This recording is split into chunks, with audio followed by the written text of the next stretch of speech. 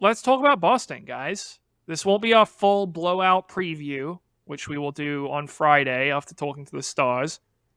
I think maybe, would it be the first podcast we've ever recorded, all three of us in the same location? I think it could be history, guys. Our microphones might explode. But there are some questions I've got for you guys, some topics I want to hit.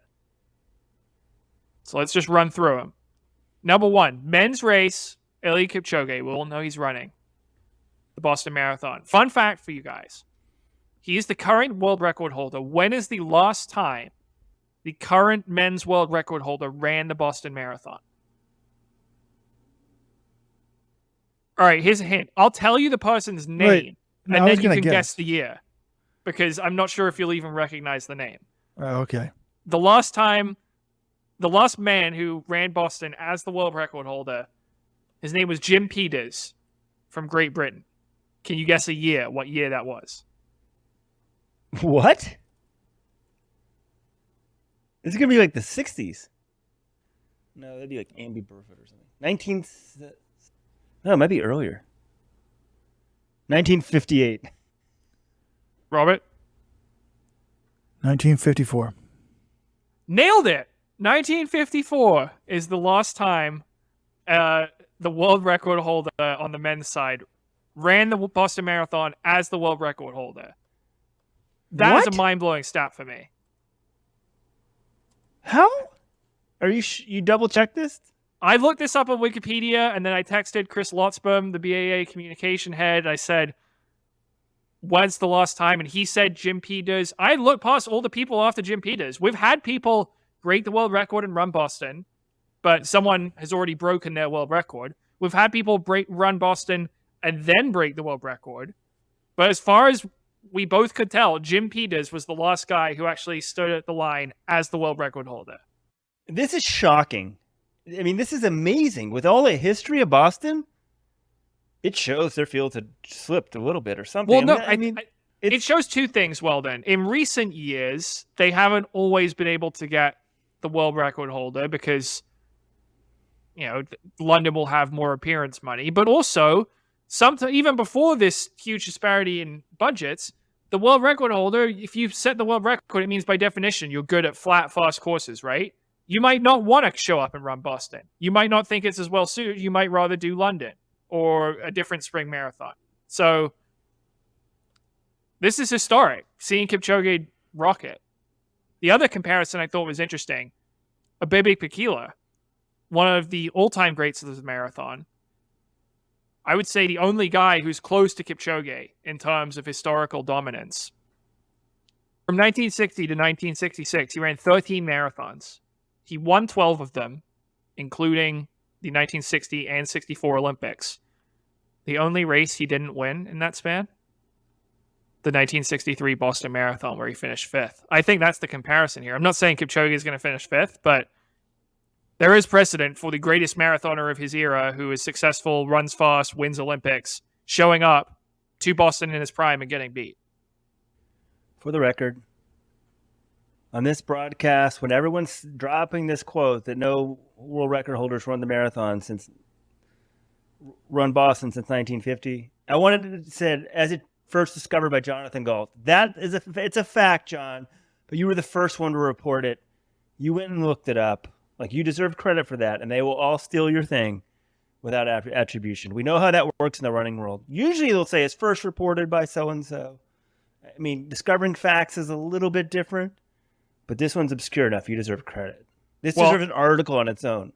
I think I'm going to include it in this article I'm writing about Kipchoge. I'm going to give a little credit to Chris Lotzbaum because I texted him when I was still looking for this. I was like, "Can you confirm?" And he came up with Peters without me even suggesting the name. So give either one of us credit. But anyway, all right, that gets me to the larger discussion I want to have here. Simple question, guys. I offer you $1 million, and I say you have to bet this on one of two outcomes: Eliud Kipchoge wins the race, or someone else wins the race. Who are you putting your money on?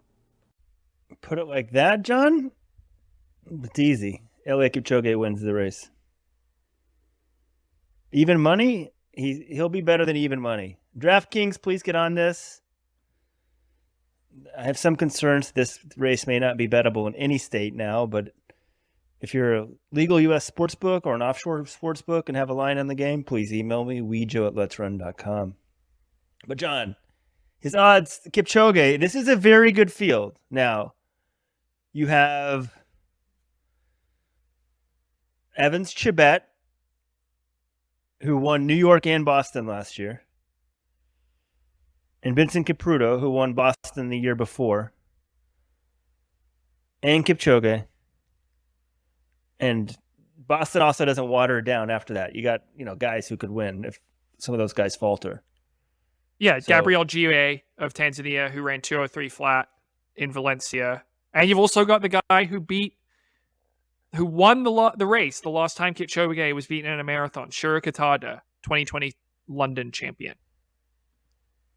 My boy Daniel Do Nascimento is out. But there's a lot of variables on this men's side. I mean, if you had to water down Boston, I'm like, will Kipchoge how will he hold up on the hills? The course is the great equalizer in Boston. And then the weather sometimes.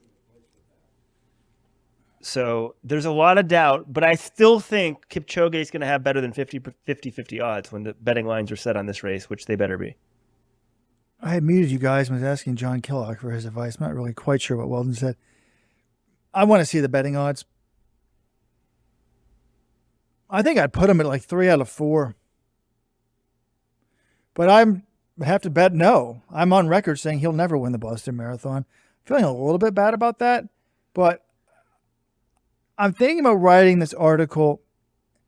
Originally, it was going to be, what if Eliud Kipchoge loses?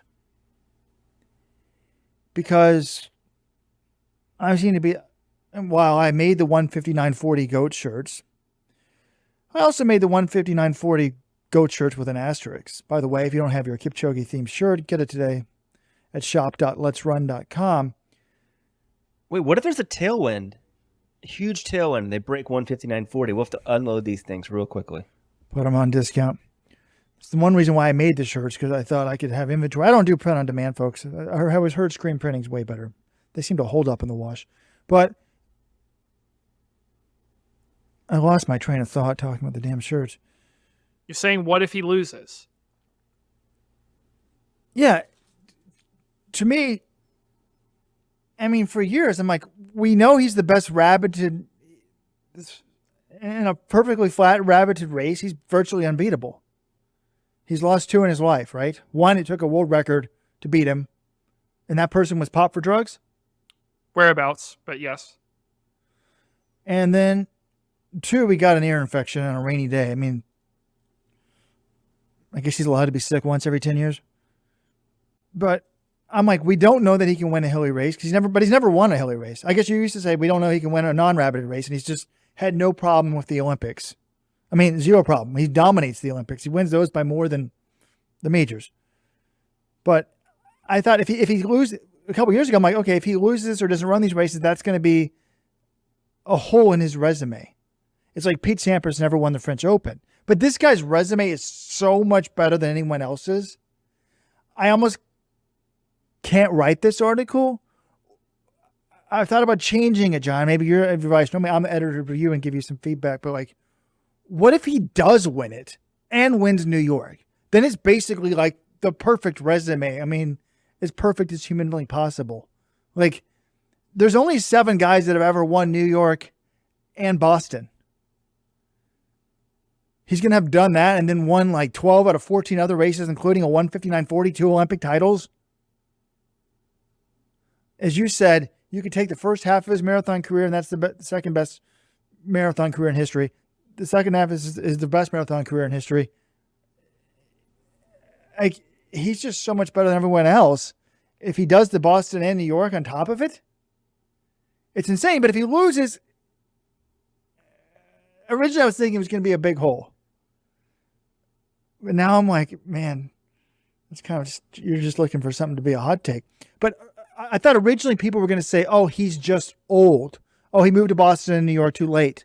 But no, this dude just set the world record last fall. There's no excuses of he's too old. The weather looks like it's going to be nothing crazy, right, John? I haven't seen the latest. It keeps changing every day. It looks fine. Well, I do think if he loses, the manner in which he loses and how the rest of his, the next couple of years go, you're going to be able to put that in context. Like if he loses, but it's because his foot cramped up or something with 10 miles to go, then you're like, well, yeah, he lost, but was it because it was Boston, or was it because he had the random bad luck that plagues every marathoner at some point or another? I don't know. So I think we have to wait until the race is over to actually reach a conclusion on that. But what I do think is, yes, if he wins Boston and New York, he will have 100%ed the marathon. This is not something we ever thought people would do. In tennis, if you win all the majors and you win the Olympics, that's basically 100% career. You've done everything you can in the sport. The marathon, for so long, we thought there's too many major marathons and they're too different. And a marathoner's career is so small. Your prime is usually only, maybe less than 5 years, even for the best athletes, that to the idea of anyone winning all 6 world marathon majors in the Olympics and setting a world record and going sub 2 is just laughable. No one would have even thought that would be possible during one career. And for Kipchoge to do that, I don't think anyone would ever come close to touching him. Like, for as long as I'm alive, I don't think, apart from Kipchoge, anyone will ever win all 6 world marathon majors and the Olympics. I just don't see that happening by anyone else. He's such an outlier compared to all other marathoners in history. But unless I have money on it against him, originally, 2 or 3 years ago, I was like, I'm rooting against this dude. And now I'm like, I don't know if I can. It's like watching. I always say I like the underdogs, but I also like just dominance. The greatest ever. The dynasty, Mike Tyson in his prime. Yeah, it's going to be a sight to see. It's so cool that Kipchoge is going to be running in Boston. We'll talk a little bit more about that later in the week.